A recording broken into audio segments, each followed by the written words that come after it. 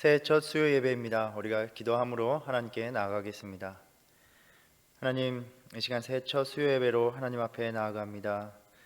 하나님, 올 한 해는 주님의 말씀을 따라서 주님의 말씀을 인도함을 받는 삶을 살아가기 원합니다. 성령님 오셔서 오늘 이 시간 주님께서 말씀하실 때 들을 수 있는 귀와 마음을 주시고 겸손한 마음으로 예배하는 마음으로 나아갈 수 있도록 인도하여 주시옵소서. 감사하며 예수님의 이름으로 기도드립니다. 아멘. 우리 찬송가 202장과 주말씀 향하여 함께 찬양하겠습니다.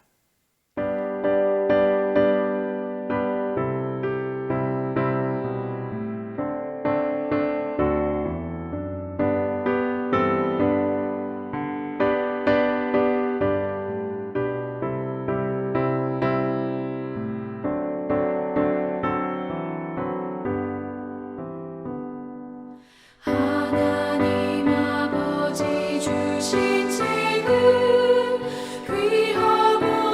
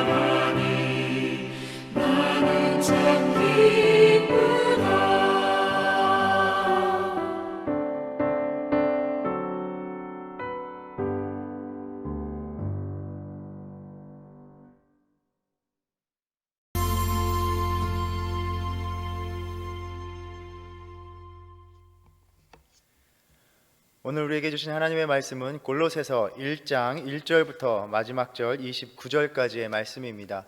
하나님의 말씀 골로새서 1장 1절부터 29절의 말씀입니다. 하나님의 말씀을 봉독합니다. 하나님의 뜻으로 말미암아 그리스도 예수의 사도된 바울과 형제 디모데는 골로새에 있는 성도들 곧 그리스도 안에서 신실한 형제들에게 편지하노니 우리 아버지 하나님으로부터 은혜와 평강이 너희에게 있을지어다. 우리가 너희를 위하여 기도할 때마다 하나님 곧 우리 주 예수 그리스도의 아버지께 감사하노라. 이는 그리스도 예수 안에 너희의 믿음과 모든 성도에 대한 사랑을 들었음이요 너희를 위하여 하늘에 쌓아둔 소망으로 말미암음이니 곧 너희가 전에 복음 진리의 말씀을 들은 것이라. 이 복음이 이미 너희에게 이름에 너희가 듣고 참으로 하나님의 은혜를 깨달은 날부터 너희 중에서와 같이 또한 온 천하에서도 열매를 맺어 자라는도다. 이와 같이 우리와 함께 종된 사랑하는 에바브라에게 너희가 배웠나니 그는 너희를 위한 그리스도의 신실한 일꾼이요 성령 안에서 너희 사랑을 우리에게 알린 자니라. 이로써 우리도 듣던 날부터 너희를 위하여 기도하기를 그치지 아니하고 구하노니 너희로 하여금 모든 신령한 지혜와 총명에 하나님의 뜻을 아는 것으로 채우게 하시고 주께 합당하게 행하여 범사에 기쁘시게 하고 모든 선한 일에 열매를 맺게 하시며 하나님을 아는 것에 자라게 하시고 그의 영광의 힘을 따라 모든 능력으로 능하게 하시며 기쁨으로 모든 견딘과 오래 참음에 이르게 하시고 우리로 하여금 빛 가운데서 성도의 기업의 부분을 얻기에 합당하게 하신 아버지께 감사하게 하시기를 원하노라. 그가 우리를 흑암의 권세에서 건져내사 그의 사랑의 아들의 나라로 옮기셨으니 그 아들 안에서 우리가 속량 곧 죄사함을 얻었도다. 그는 보이지 아니하는 하나님의 형상이시요 모든 피조물보다 먼저 나신 이시니 만물이 그에게서 창조되되 하늘과 땅에서 보이는 것들과 보이지 않는 것들과 혹은 왕권들이나 주권들이나 통치자들이나 권세들이나 만물이 다 그로 말미암고 그를 위하여 창조되었고 또한 그가 만물보다 먼저 계시고 만물이 그 안에 함께 섰느니라. 그는 몸인 교회의 머리시라. 그가 근본이시요 죽은 자들 가운데서 먼저 나신 이시니 이는 친히 만물의 으뜸이 되려 하심이요 아버지께서는 모든 충만으로 예수 안에 거하게 하시고 그의 십자가의 피로 화평을 이루사 만물 곧 땅에 있는 것들이나 하늘에 있는 것들이 그로 말미암아 자기와 화목하게 되기를 기뻐하심이라. 전에 악한 행실로 멀리 떠나 마음으로 원수가 되었던 너희를 이제는 그의 육체의 죽음으로 말미암아 화목하게 하사 너희를 거룩하고 흠없고 책망할 것이 없는 자로 그 앞에 세우고자 하셨으니 만일 너희가 믿음에 거하고 터 위에 굳게 서서 너희 들은 바 복음의 소망에서 흔들리지 아니하면 그리하리라. 이 복음은 천하 만민에게 전파된 바요 나 바울은 이 복음의 일꾼이 되었노라. 나는 이제 너희를 위하여 받는 괴로움을 기뻐하고 그리스도의 남은 고난을 그의 몸된 교회를 위하여 내 육체에 채우노라. 내가 교회의 일꾼 된 것은 하나님이 너희를 위하여 내게 주신 직분을 따라 하나님의 말씀을 이루려 함이니라. 이 비밀은 만세와 만대로부터 감추어졌던 것인데 이제는 그의 성도들에게 나타났고 하나님이 그들로 하여금 이 비밀의 영광이 이방인 가운데 얼마나 풍성한지를 알게 하려 하심이라. 이 비밀은 너희 안에 계신 그리스도시니 곧 영광의 소망이니라. 우리가 그를 전파하여 각 사람을 권하고 모든 지혜로 각 사람을 가르침은 각 사람을 그리스도 안에서 완전한 자로 세우려 함이니 이를 위하여 나도 내 속에서 능력으로 역사하시는 이의 역사를 따라 힘을 다하여 수고하노라. 아멘. 어려운 시간을 보내고 한 해가 시작되었습니다. 새로운 시간을 시작하면서 나의 삶의 관심사는 어디에 있으며 또 그 바람들 속에서 그것들을 이루어 나가는 과정 속에서 그리고 그것들을 이룬 후에는 하나님과 나는 더 깊은 관계로 나아갈 것을 확신하고 계십니까? 1월 수요 예배는 골로새서를 한 장씩 묵상하려 합니다. 강해와 같이 한 절 한 절 자세히 살피지는 않겠지만 각 장에서 우리의 믿음을 살펴보면서 몇 가지 점들을 묵상해 보고자 합니다. 초대교회 시기에 복음이 전파될수록 거짓 교훈들이 복음의 진리를 왜곡시키면서 교회를 괴롭히고 위협하고 있었습니다. 이러한 교훈들이 무서웠던 것은 복음에 대해서 정면으로 도전하기보다는 복음의 요소로 그럴듯하게 포장되어서 인간의 종교적인 욕구를 충족시켜 주었다는 데 있었습니다. 다양한 문화와 종교적인 사상 속에서 복음의 진리가 혼탁해지는 것은 오늘날도 마찬가지입니다. 현재 터키의 한 도시인 골로새는 고대 명칭으로는 부르기아 지방에 속한 곳으로서 본토인들과 헬라인의 이주민으로서 구성되어 있었습니다. 이 도시는 에베소로부터 동쪽 세계로 향하는 그 상업도로 옆에 위치해 있었습니다. 부르기아 왕국은 알렉산더 이후에 정복된 그 제국이 알렉산더의 부하들에 의해서 다스려질 때 우리가 다니엘서를 묵상하면서 자주 언급했던 셀레우코스 왕조의 그 세력 아래로 들어가게 됩니다. 역사에 의하면 주전 2세기에 안티오쿠스 3세에 의해서 바벨론에서 메소포타미아의 수많은 유대인을 이 리디아와 부르기아 지방에 이주시켰다라고 전해집니다. 이렇듯 당시 골로새는 다양한 문화와 종교적 요소들이 혼합된 국제적인 도시였습니다. 새롭게 생긴 교회에서 그리스도의 복음은 이렇게 다양한 곳에서 유입된 종교와 사상의 공격의 표적이 되었습니다. 골로새 교회는 대체적으로 바울이 에베소에서 사역하는 동안 그에게서 배운 에바브라에 의해서 세워진 것으로 여겨집니다. 바울이 드리는 감사에서와 같이 교회는 믿음과 성도들을 향한 사랑에 대해서 잘 알려져 있었고 하늘의 소망이 이들의 신앙의 근거가 되었습니다.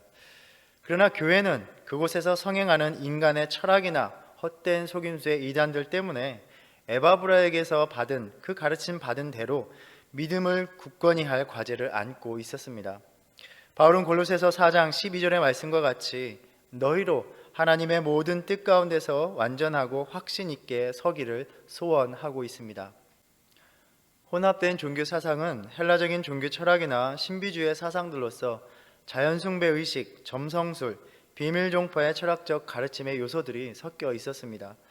그 중에 한 사고는 하나님으로부터 신성이 발현되어서 땅에까지 뻗쳐 있다는 것입니다. 그러니까 하나님의 신성이 나와서 우주의 어떤 존재들에게 머물러 있다는 것입니다. 그래서 인간은 그런 신성을 담고 있는 천사들이나 별과 같은 영적인 존재들을 경배해야 하며 그리스도도 역시 그러한 존재 중에 하나로서 여기는 것입니다. 그러면서 혹독한 금욕이나 자기 부정을 통해서 그러한 신적인 현실 또 신성을 경험하는 것이 가능하다고 주장하기도 하였습니다. 어떻게 보면 종교적인 열심 가운데 하나님을 온 우주 속에서 느낄 수 있고 이를 위한 금욕적인 삶은 상당한 도덕적인 수준을 보여주었기에 긍정적으로 보이기도 합니다.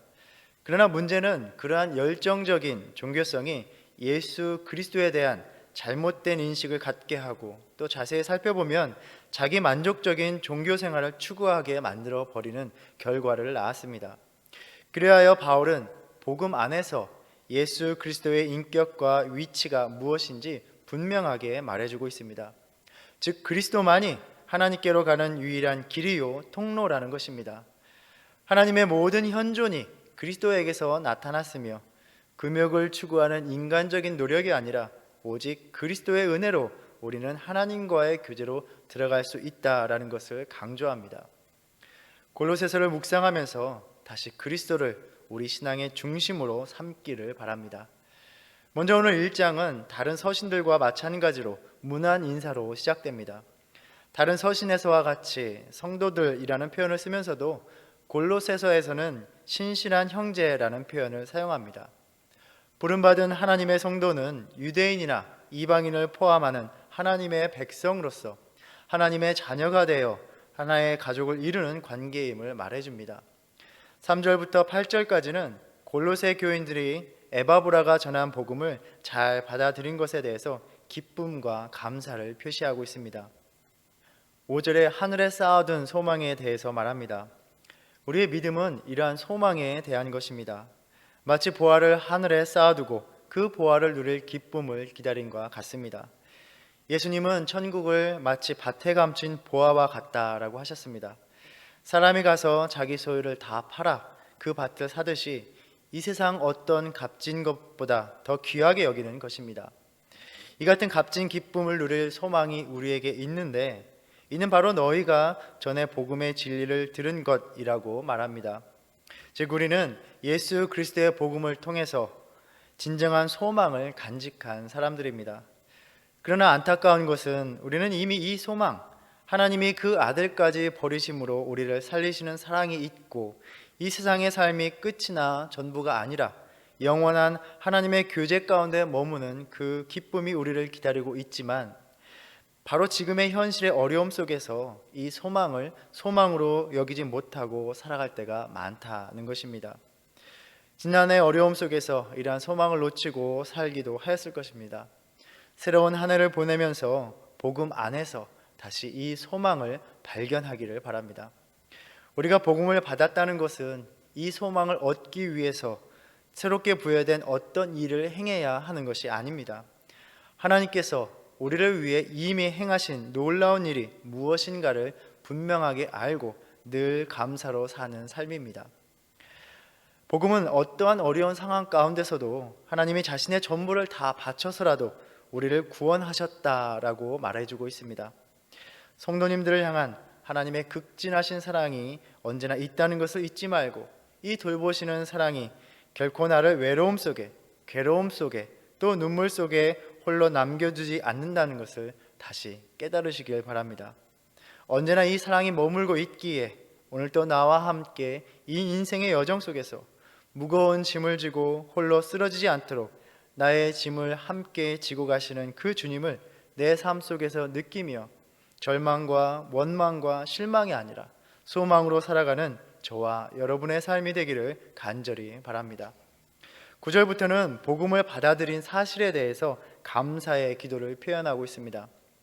우리도 듣던 날부터 너희를 위하여 기도하기를 그치지 아니하고 구하노니 너희로 하여금 모든 신령한 지혜와 총명에 하나님의 뜻을 아는 것으로 채우게 하시고, 이 지혜와 총명이 신령한 영적이라는 말과 연결되어 있습니다. 즉 지혜나 총명은 어떤 인간적인 신비적인 비밀스러운 지식이 아니라 하나님을 경외하고 하나님의 뜻을 알아 복종하는 것과 연관이 됩니다. 이러한 알므로 채워지기를 기도하고 있습니다. 우리 성도님들도 신앙생활을 더 해나갈수록 하나님을 경외하고 순종함으로 이끄는 그러한 영적인 지혜와 지식으로 점점 더 충만해지시기를 축복합니다. 그리하여 10절의 말씀처럼 주님께 합당하게 행하고 주님을 항상 기쁘게 하는 삶, 선한 열매를 맺는 삶이 더욱 깊어지시기를 바랍니다. 그러할 때 11절 말씀과 같이 우리가 주님의 능력에 힘입어서 우리의 믿음이 어려운 상황 중에서도 견디는 인내의 믿음이 될 것입니다. 결국 하나님의 뜻을 이루는 삶의 시작은 하나님의 뜻에 주의를 기울이는 것, 즉 주님의 말씀을 가까이 하는 데서 시작됩니다. 이 한 해는 더욱 말씀과 가까이 하는 삶으로 나아가시기를 바랍니다. 말씀을 듣는 일도 중요합니다. 그러나 한 가지 염려되는 것은 오늘날과 같이 온라인으로 언제든 말씀을 접하는 이 현실에서 설교 영상을 틀어놓고 많이 듣는 일만 하는 것은 아닌가, 즉 말씀을 많이 들으면서도 그냥 흘려보내는 일에 익숙해지는 것이 아닌가 하는 것입니다. 그렇기에 바쁘고 분주한 생활 속에서도 하나님의 말씀, 성경을 펴고 읽는 일에도 힘을 쓰시기를 바랍니다. 하나님의 말씀을 읽기 위하여 나의 삶의 시간을 내어놓을 때 말씀을 가까이 하는 훈련과 또한 그러한 삶이 우리의 믿음의 의지가 되고 능력이 될 것이라 생각합니다. 골로새 교인들을 위한 이러한 바울의 기도가 오늘과 같은 상황에서 우리가 서로를 위해서 힘써 간구해야 될 내용이라고 생각합니다. 각자의 삶에서 당면한 그 현실의 어려움들을 위해서 기도를 하고 그 현실의 문제가 해결되는 것을 기뻐하는 것뿐만이 아니라 나아가서 궁극적으로 서로 하나님을 아는 믿음이 더욱 깊어지길 기도함으로써 각자가 굳건한 신앙인으로서 서는 것을 보는 것이 우리의 서로의 기쁨이 되어야 할 것입니다. 이러한 간구로 서로를 격려하는 우리의 믿음의 공동체가 되기를 바랍니다. 대부분의 번역들은 12절을 앞부분의 기도가 이어지고 있는 것으로 봅니다. 또 하나의 가능성은 12절을 새로운 구절로 읽어서 하나님께 감사하라는 명령으로 보는 것입니다. 그러니까 11절까지 바울의 기도가 마치고 이 새로운 단락으로서 우리로 하여금 빛 가운데서 성도의 기업의 부분을 얻기에 합당하게 하신 아버지께 감사하라 라고 말하면서 이어지는 구절에서 하나님께서 어떻게 이 일을 행하셨는지 자연스럽게 말하고 있는 것입니다. 14절에서 그 아들 안에서 우리가 속량 곧 죄사함을 얻었도다 라고 말함으로써 그리스도인이 하나님의 사랑을 입어 구원을 얻는 것의 핵심은 죄의 용서에 있다라고 말하고 있습니다. 이는 당시의 신화적인 이야기로서 구원을 설명하려는 이단적인 가르침에 대한 반박이기도 합니다. 구원은 우리의 죄가 용서받은 사건입니다. 이 죄에 대한 문제 없이 구원을 설명하려는 시도들도 있습니다. 구원의 은혜는 우리의 피할 수 없는 죄의 문제를 철저하게 인식하는 데서 시작되어야 합니다. 신학교 시절에 이 구원에 대해서 예수 그리스도가 행하신 일에 대해서 배울 때 교수님께서 설명을 위해서 들려주신 예가 생각납니다. 자, 이 교실에 갑자기 밖에서 한 마리 새가 들어왔다고 생각해 보십시오. 새는 계속해서 창문에 부딪히면서 어디로 나가야 할지를 모르고 있습니다. 우리는 계속해서 새가 열린 창문으로 나아가기를 원하지만 아무리 말을 해줘도 새는 알아들을 수가 없습니다. 제대로 두면 새는 그렇게 나가기를 힘쓰다가 계속해서 유리창에 부딪히며 결국엔 지쳐서 죽고 말 것입니다. 어떻게 하면 이 불쌍한 새를 구해줄 수가 있겠습니까? 우리가 새가 되어 새의 언어로 이야기하고 이 새를 열린 창문으로 인도하면 새를 살리는 가장 확실한 방법이 될지도 모릅니다. 저 보잘것없는 새를 구하기 위해서 우리 인간이 새가 되는 것처럼 예수님께서 우리 보잘것없는 인간을 살리기 위해서 인간의 모습으로 오셨습니다. 이렇게 설명한다면 주님의 구원을 아주 심각하게 왜곡하는 것이다 라는 것입니다. 하나는 우리 인간은 그저 새 같은 존재가 아니라 하나님의 형상대로 창조받은 피조물임을 간과하고 있다는 것입니다. 다른 하나는 여기에는 구원을 하나님이 우리를 그저 불쌍히 여기신 것, 동정을 베푸신 것으로 생각하게 만든다는 점입니다. 그러니까 인간의 죄의 심각성은 인식하지 못하고 그저 구원을 은혜스러운 감정으로 포장하게 만들어 버리는 위험이 있다는 것입니다. 예수님이 인간이 되신 것은 우리가 죄로 인해 죽을 수밖에 없는 상황이었기 때문입니다. 우리 각자는 우리 자신의 추한 모습을 잘 알고 있습니다. 우리 내면에 얼마나 이기적이고 추하고 더러운 모습이 있는지 잘 압니다. 그러한 나를 용서해 주시고 품어주신 놀라운 사랑의 사건입니다. 우리는 죄값을 치를 수 없기에, 그러나 그 죄값을 치를 책임이 있기에 예수님이 그 값을 치를 책임이 있는, 자격이 있는, 그러나 죄 없는 인간으로 우리에게 오셨습니다. 구원을 하나님은 사랑이시기 때문에 당연히 베푸시는 것으로 생각하기도 합니다. 아닙니다. 죄의 문제를 철저히 인식하지 못하면 하나님이 베푸신 구원을 은혜로 받아들이지 못하게 됩니다. 구원을 얻는 것, 구원을 받는다는 것은 지금의 세상적인 나의 삶이 조금 더 나아지는 것을 의미하지 않습니다. 그리스도 안에서 이미 베풀어진 사건입니다. 그리스도를 영접한 자들은 살아가는 지금의 현실과 상관없이 은혜 가운데 사는 사람들인 것입니다. 죄의 문제가 그리스도를 통해 이미 해결되었기 때문입니다. 우리는 오늘의 삶이 힘겨워서 오늘 또 우리는 주님 앞에 간절히 기도해야 합니다. 왜 이렇게 내 삶이 괴로운지 주님 앞에 나아와 간절히 아뢰 것이 많이 있습니다. 주님의 도우심과 돌보심을 간절히 원하고 구합니다. 그러나 시편의 기도처럼 지금 주님의 도움을 구하면서도 이미 베풀어진 주님의 은혜에 감사하는 것을 잊지 않으시길 바랍니다. 그래서 간절한 도움의 기도 역시 늘 감사와 찬양으로 시작하는 것입니다. 오늘도 먼저 주님의 은혜에 감사함으로 나아가고 주님을 찬양하며 나아가는 저와 여러분이 되기를 바랍니다. 주님의 은혜를 기억하는 자를 변함없는 그 은혜로 대하시고 인도하실 것입니다. 이 한 해는 우리의 죄의 값을 치르시고 속량하신 주님의 그 은혜를 어떠한 상황에서도 잊지 않고 기억하며 모든 기도의 간구를 감사와 찬양으로 시작하는 성도님들이 되시기를 바랍니다. 예수 그리스도를 통한 하나님의 구원의 행위를 분명히 알고 감사를 드리는 것이 하나님에 대한 지식에 이르는 첫 걸음임을 이야기하면서 15절에서 20절까지 그리스도의 찬가가 이어집니다. 여기에서 천지 만물의 창조와 구원에 있어서 그리스도의 의미, 그가 누구이신가에 대해서 이야기합니다. 핵심은 그리스도가 바로 창조와 구원의 중보자이시다라는 점입니다. 15절에서 그리스도는 보이지 아니하시는 하나님의 보이시는 형상이라고 말을 합니다. 아주 간단한 말입니다. 그리스도가 하나님이시다라는 말씀입니다. 여기에서 나머지 구절의 복잡하고 어려운 말들을 분명히 아주 간단하게 이해할 수 있습니다. 그리스도가 하나님이시기에 창조와 구원이 그리스도를 통해서 이루어진 것입니다. 즉 오직 그리스도만을 통해서 창조와 구원이 이루어진다는 말입니다. 창조주가 그리스도 안에서 나타납니다. 그렇기에 그리스도가 모든 만물의 으뜸이요 머리이시며 통치자가 되십니다. 당시의 이단들이 주장하듯이 하나님의 신성이 깃든 어떤 독립적인 존재나 세력이 있을 수 없습니다. 그 어떤 것도 그리스도 외에 하나님을 나타낼 수 있는 것이 없으며 숭배의 대상이 될 수 없다는 것입니다. 바울은 여기에 교회라는 말을 첨가하여 우주 만물의 주님이신 그리스도가 바로 그의 몸된 교회의 머리이시다라고 말합니다. 이로써 교회가 우주적인 차원으로까지 높여지고 확대되고 있습니다.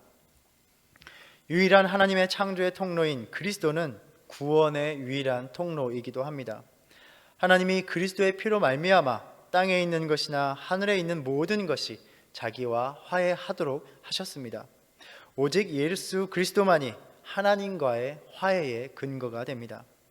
사도행전 4장에서 다른 이로서는 구원을 받을 수 없나니 천하 사람 중에 구원을 받을 만한 다른 이름을 우리에게 주신 일이 없음이라 라고 말씀합니다.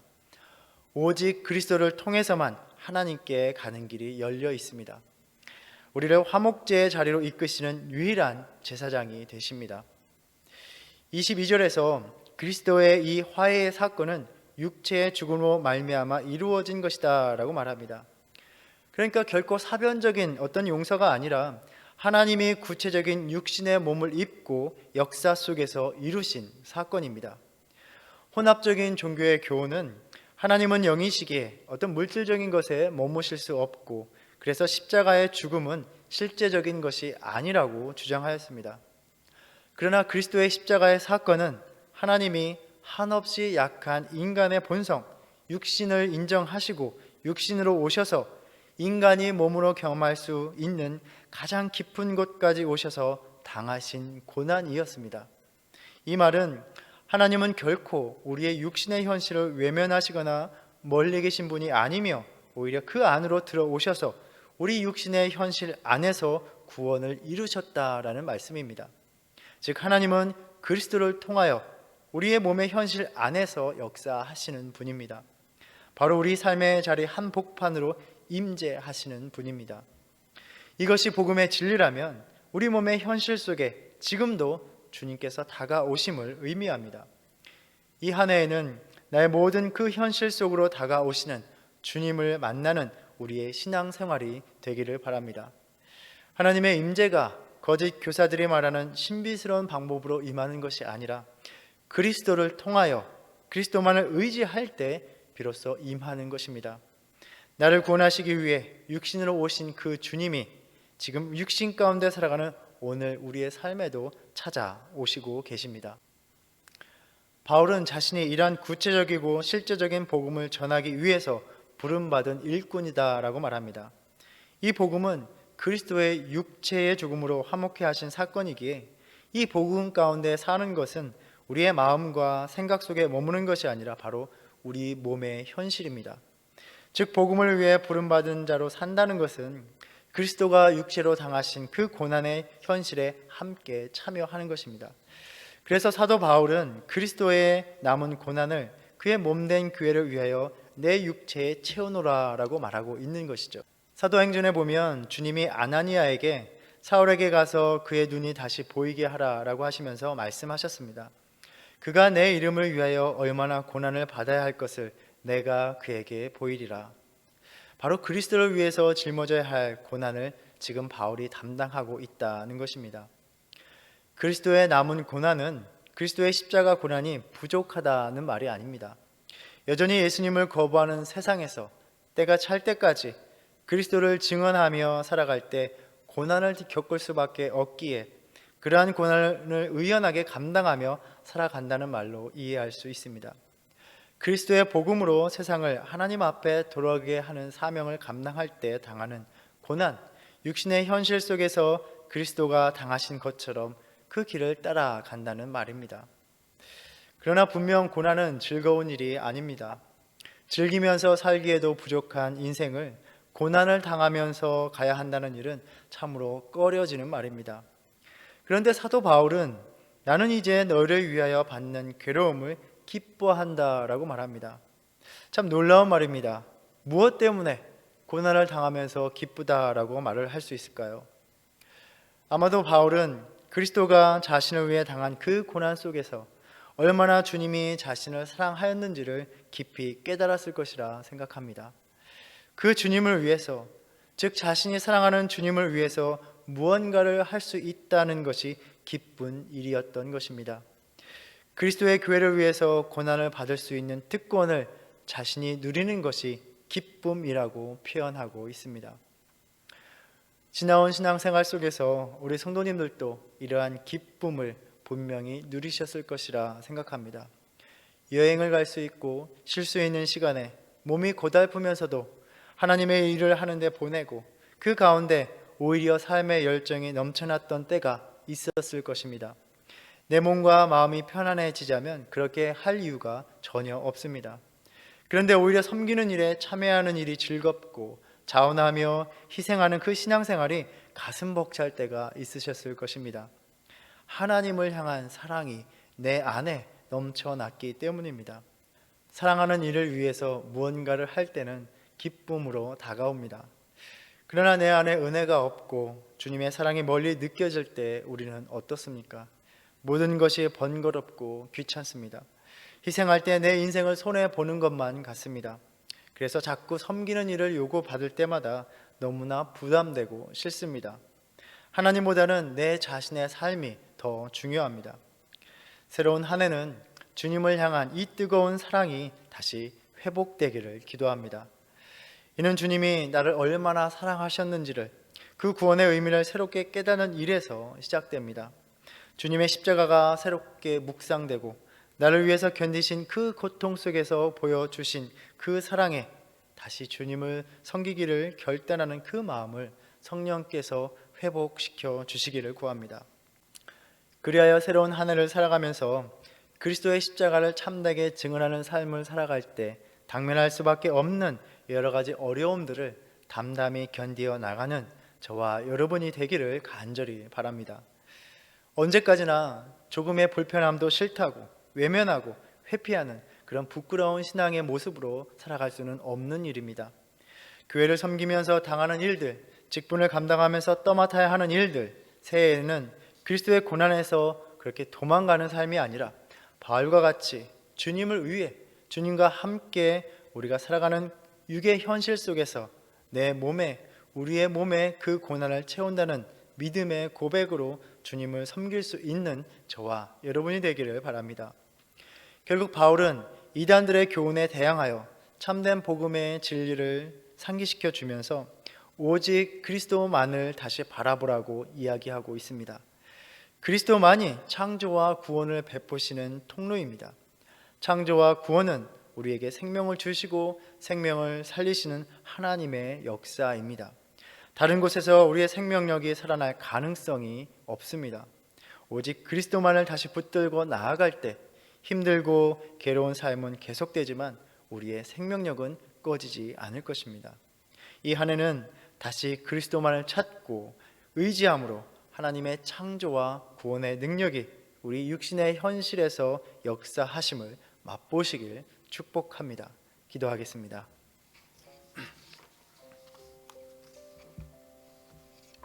이 시간 함께 기도하기 원합니다. 하나님, 다시 주어진 인생의 시간, 올 한 해에는 다시 그리스도로 돌아가는 우리의 믿음이 되게 하여 주시옵소서. 다른 헛된 것을 의지하지 않게 하시고 오직 창조와 구원의 유일한 통로요 주님이신 그리스도의 십자가만을 붙들고 사는 믿음의 삶 되게 하여 주시옵소서. 우리 함께 기도하겠습니다. 주님, 우리를 그 죄의 어두움 같은 절망에서 구하시고자 십자가의 고통, 그 고난의 잔을 피하지 않으신 사랑을 되새겨 봅니다. 주님의 그 큰 은혜를 잊고도 현실 앞에 무너지고 감사를 잃어버리는 삶을 살아왔습니다. 다시 주님의 그 사랑 가운데 머물기 원합니다. 다시 뜨겁게 주님 사랑하기 원합니다. 하나님의 말씀을 구하며 예수 그리스도를 중심에 두는 삶을 회복하기 원합니다. 성령님, 우리 안에 역사하셔서 주님의 몸된 교회를 위하여 마땅히 마셔야 할 그리스도의 고난에 기쁨으로 참여하는 믿음 회복시켜 주시옵소서. 그리하여 복음의 일꾼으로 복음의 일을 감당하는 데서 도망치는 부끄러운 삶이 더 이상 계속되지 않도록 우리를 이끌어 주시옵소서. 예수님의 이름으로 기도드립니다. 아멘. 하늘에 계신 우리 아버지여, 이름이 거룩히 여김을 받으시오며 나라의 임하옵시며 뜻이 하늘에서 이룬 것 같이 땅에서도 이루어지이다. 오늘날 우리에게 일용할 양식을 주옵시고 우리가 우리에게 죄 지은 죄를 사하여 준 것 같이 우리의 죄를 사하여 주옵시고 우리를 시험에 들게 하지 마옵시고 다만 악에서 구하옵소서. 나라와 권세와 영광이 아버지께 영원히 있사옵나이다. 아멘.